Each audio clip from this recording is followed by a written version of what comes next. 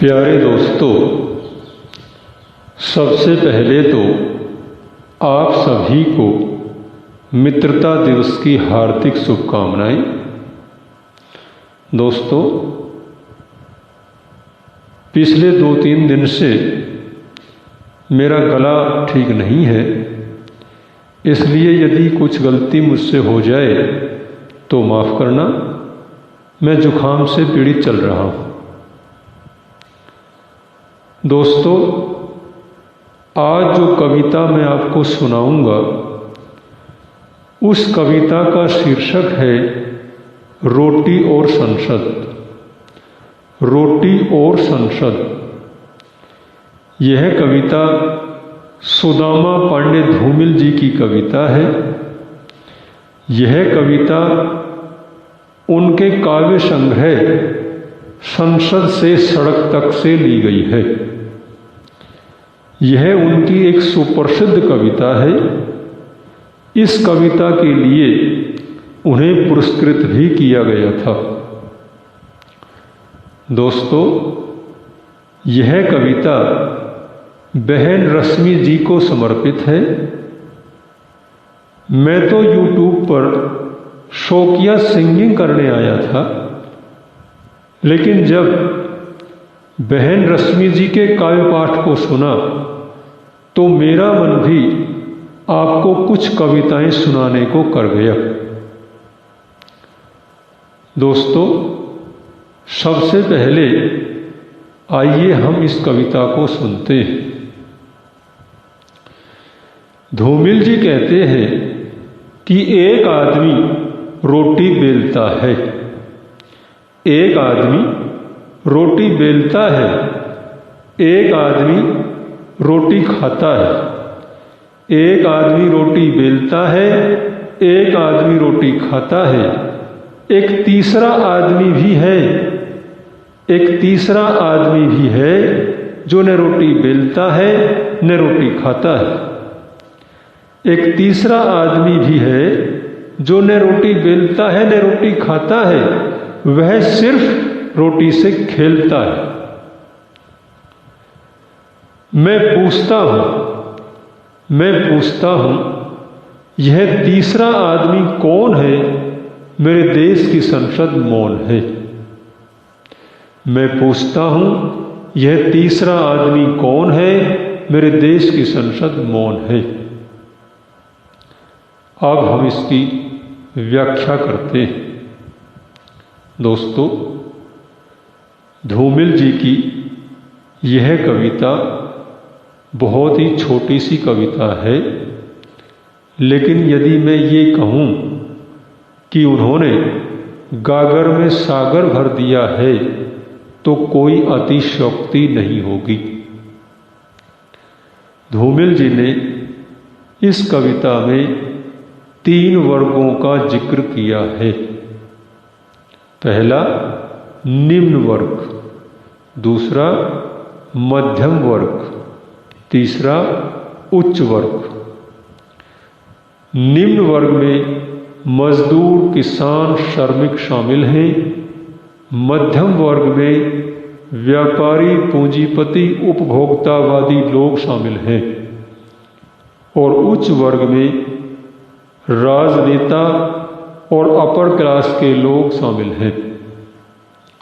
दोस्तों, वे कहते हैं कि एक आदमी रोटी बेलता है। इस कविता में रोटी एक प्रतीक है। वे कहते हैं कि एक आदमी रोटी बेलता है, यानी एक गरीब मजदूर किसान दिन रात मेहनत मजदूरी करके रोटी को बनाता है, रोटी को बेलता है। एक किसान दिन रात अपने खेत में मेहनत करके अपना पसीना बहाकर अपने खेत में अपनी फसल को उगाता है, उसे पैदा करता है, लेकिन वह उसके मुनाफे को नहीं ले पाता है। उस रोटी को वह खा नहीं पाता है। वह मजबूरीवश अपनी उस रोटी को पूंजीपति वर्ग को बेच देता है और उस रोटी को पूंजीपति वर्ग खा जाता है।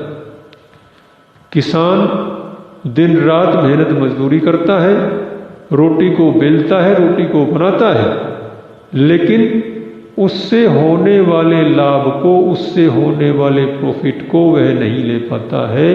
उससे होने वाले लाभ को, उसके प्रॉफिट को पूंजीपति वर्ग, व्यापारी वर्ग खा जाता है। और उस मेहनत कश किसान के, उस मेहनत करने वाले किसान के हाथ फिर खाली के खाली ही रह जाते हैं। उसका पेट फिर खाली का खाली ही रह जाता है। उसके पल्ले कुछ नहीं पड़ता है। सारे मुनाफे को पूंजीपति वर्ग, व्यापारी वर्ग खा जाता है और वह बेचारा फिर से उस रोटी को बनाने में, उस रोटी को बेलने में लग जाता है। दोस्तों, अब आपको दो वर्गों का तो पता चल गया है। अब तीसरा आदमी कौन है, इसके बारे में सुनते हैं। धूमिल जी कहते हैं कि मैं पूछता हूं, यह तीसरा आदमी कौन है? मेरे देश की संसद मौन है। वे कहते हैं कि जब मैं संसद में ये बात पूछता हूं कि यह तीसरा आदमी कौन है, मेरे देश की संसद मौन है। मेरे देश की संसद मेरे इस प्रश्न का कोई उत्तर नहीं देती है, बल्कि मौन रह जाती है, चुप रह जाती है, कोई जवाब नहीं देती है। दोस्तों, इस कविता में धूमिल जी ने करारा व्यंग किया है। उनका कहना है कि ये तीसरा जो आदमी है, ये संसद में बैठे भ्रष्ट नेता हैं और इसीलिए ये इस प्रश्न का उत्तर नहीं देते हैं। ये इसीलिए चुप रहते हैं, मौन रहते हैं, कुछ नहीं बोलते हैं, क्योंकि ये तीसरा जो आदमी की बात है, ये तीसरा आदमी ये नेता ही है जो संसद में बैठे हुए हैं। दोस्तों, इन भ्रष्ट नेताओं का राजनीतिक संरक्षण व्यापारी वर्ग को मिलता है। ये व्यापारी वर्ग की मदद करते हैं, क्योंकि व्यापारी वर्ग जो है वो हर तरह से इनकी मदद करता है। और किसान के पास, मजदूर के पास, श्रमिक के पास इनकी मदद करने के लिए कुछ होता नहीं है, इसलिए ही ये चुप रहते हैं, मौन रहते हैं। इनके बारे में धूमिल जी ने कहा है कि ये न रोटी बेलते हैं, न रोटी खाते हैं, यानी ये ना ही तो मेहनत मजदूरी करते हैं और ना ही उस किसान, उस श्रमिक, उस मजदूर की बनाई हुई रोटी को खरीदते हैं, बल्कि उसकी रोटी से सिर्फ खेलते हैं। उसको तरह तरह का प्रलोभन देते हैं, उसको तरह तरह का झूठा आश्वासन देते हैं और इस तरह से उनके साथ खिलवाड़ करते रहते हैं, उनकी रोटी के साथ खेलते रहते हैं, उनके पेट के साथ खिलवाड़ करते रहते हैं और हमेशा यही चक्र चलता रहता है। दोस्तों, धूमिल जी ने इस कविता में एक विद्रोह का आगाज किया है। उन्होंने वाकई ही इस कविता में गागर में सागर को भर दिया है। इस कविता को इसीलिए पुरस्कृत किया गया था। यह कविता एक सुप्रसिद्ध कविता है। धन्यवाद।